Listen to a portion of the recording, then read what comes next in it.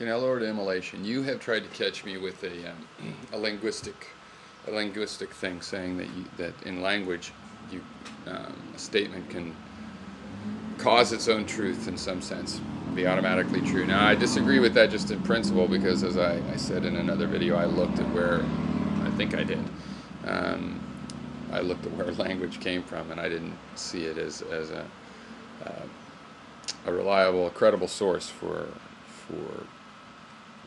things that would come from pure reason, because you're starting from having human brain, not from having no brain. And if you want to ask, well, what is something with no brain? How does it think like? Well, it doesn't. So, but I do use language, and I think it's a decent point. You say that I am asserting that there's no a priori truths, and I'm not asserting that. Maybe there's some frame of reference where there's a priori truth. See, I'm a relativist. I'm not trying to prove any statement is true in all frames of reference. I don't need to, and you're simply assuming. Fair enough, but I'm going to correct that assumption. You're assuming that I'm saying that there are no a priori truths at all, that they can't even exist possibly. What I'm saying is humans have no means from which we can derive a priori truths, and therefore if we get the a priori truths by accident or amazing miracle, we have no way to confirm that they're a priori truths.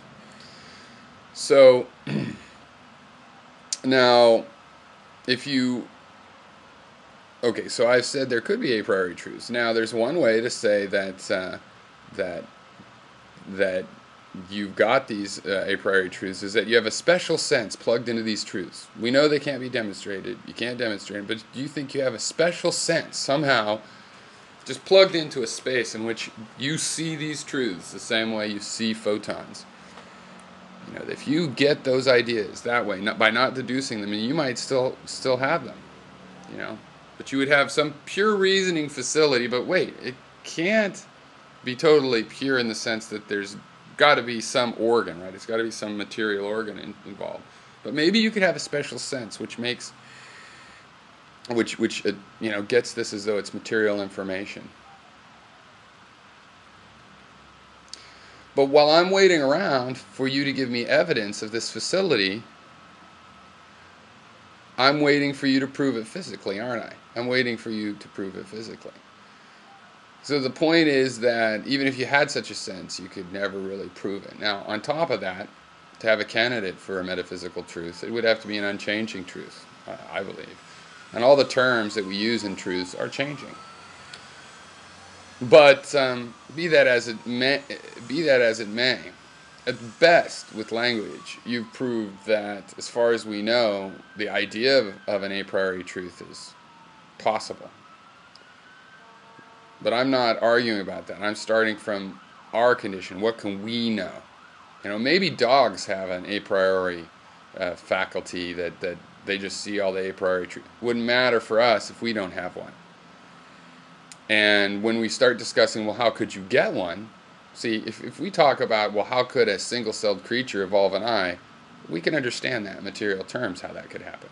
But how would we build an a priori sense?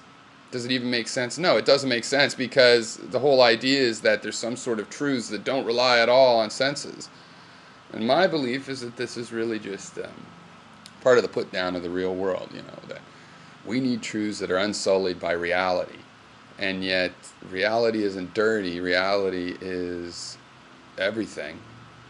And it's the source of all knowledge. So I don't know why we're trying to get knowledge without reality, thinking that would be great stuff. Because even if it could exist, it wouldn't apply to reality.